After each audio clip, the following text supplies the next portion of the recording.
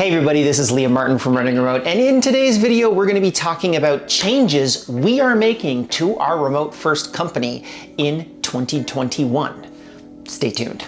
So, a lot of stuff happened in 2021, a lot of stuff. Obviously, COVID is the biggest issue that happened, but a bunch of other small problems from COVID occurred over the last year, which made one of my businesses completely blow up and another one of those businesses completely blow up, but in a very bad way.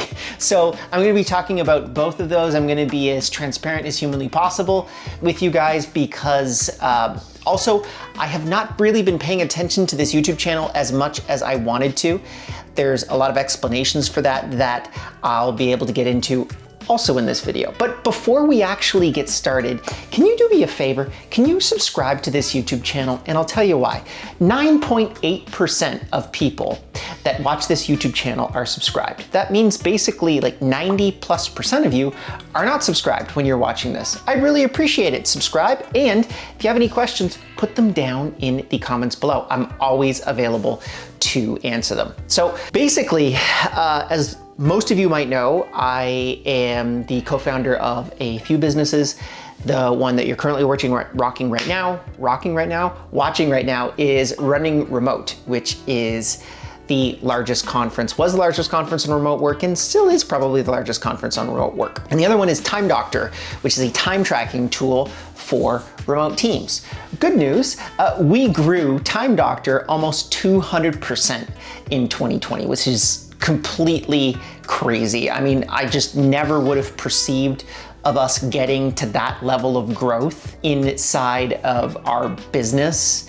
And it was generally due to COVID. We're part of the remote work tech stack, and everything in remote work just completely exploded. And since we were the best co-branded opportunity for remote time tracking, we really were the ones that ended up profiting the most out of that in comparison to all of our competitors. So that was a banner year. And because of that, we actually almost doubled our headcount. So we hired salespeople, we hired customer success people, support people, marketing people. We hired so many people that I actually hired myself out of most of the daily operations of the business, which is also really great because from approximately March to August, I was working on average 60-hour days, and I really let the Running Remote videos fall by the wayside. This wasn't something that I necessarily wanted to do, but it was just an issue of I was working day in, day out, trying to make sure that the software was running properly and basically people could still get the service that they were looking for. And we were just at a huge kind of climax inside of the organization. We were at this tipping point, what they like to call hockey stick growth. So it had to be all hands on deck, and other projects like the one that you're currently watching right now couldn't be a top priority during that time. I also had probably a lot of anxiety and stress at that time. And I know that that sounds odd to people because you just said that you had 200% year-over-year growth. And that's true, but the issue is I was just working constantly. You're locked inside your house. You know, you guys know what I'm talking about, right? It's the reality of the situation. I also had a brand new daughter at the time that was born in July. And that was incredibly exciting for me. But I remember around late March to early April, I was completely freaking out, saying, my God, what the hell are we gonna do? How are we gonna be able to give birth safely? Thankfully, everything worked out.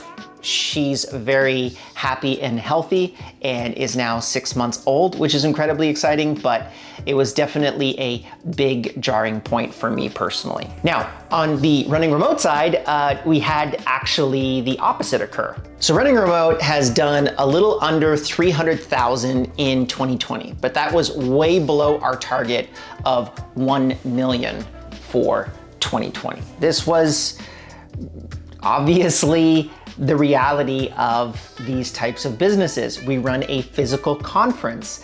We pivoted to a virtual conference, a free virtual conference, I might add. And frankly, free is not a very profitable business model, to be completely honest with you. It's very expensive to be able to run virtual events. We actually hired 3 new team members at Running Remote specifically to help out with the virtual infrastructure of running a multi-thousand person event. We had over 12,000 attendees to our events throughout the year. And that was something that we just kind of said to ourselves, what's the best thing that we could do to be able to make sure that remote work continues to grow and is done effectively in the years to come? And we thought to ourselves, well, we have some of the best information in the world.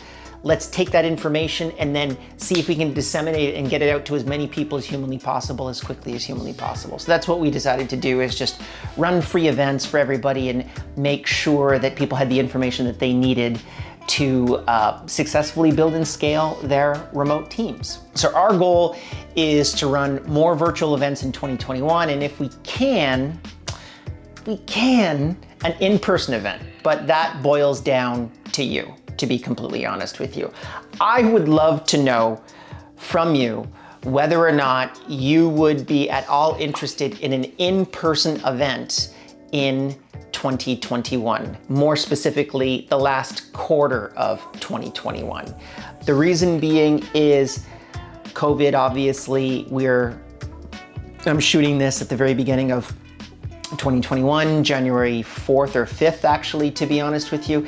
And we're now at a point in which the vaccine is going out to different people, and we want to be able to make sure that we get our timing right. And if we get our timing wrong, then we'll run an event that people won't actually show up to and pay for, and therefore we will be in very serious trouble because the whole free thing doesn't really work out very well as a business model. Or we just stick with virtual events in 2021 and then we have an in-person event in 2022, theoretically. But I feel in my gut, I mean, I don't know about you, but I've wanted to get the hell out of my house for the past year, and I really want to be able to go to conferences again. And I think that they're going to start up, but just saying, hey, we're going to run a conference and then actually having one 2 months later is a recipe for disaster. You can't do that.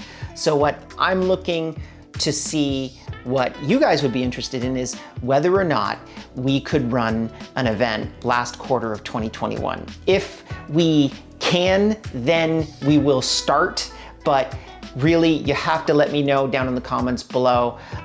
What are your concerns about physical events? Would you be interested in going to one in the last quarter of 2021? What do you think about the vaccine? Put it all down in the comments below. I'm really excited to talk to you guys in person in 2021. So I'm excited about it. I think we could do it, but I really need to hear from you guys in the comments. So if you have any other questions, put them down in the comments below. This is just my weird Liam video that I'm doing every single year, telling you, hey, a little bit of updates about me. And I swear the next video that you see is gonna be super actionable content about building and scaling remote teams. See you in the next video.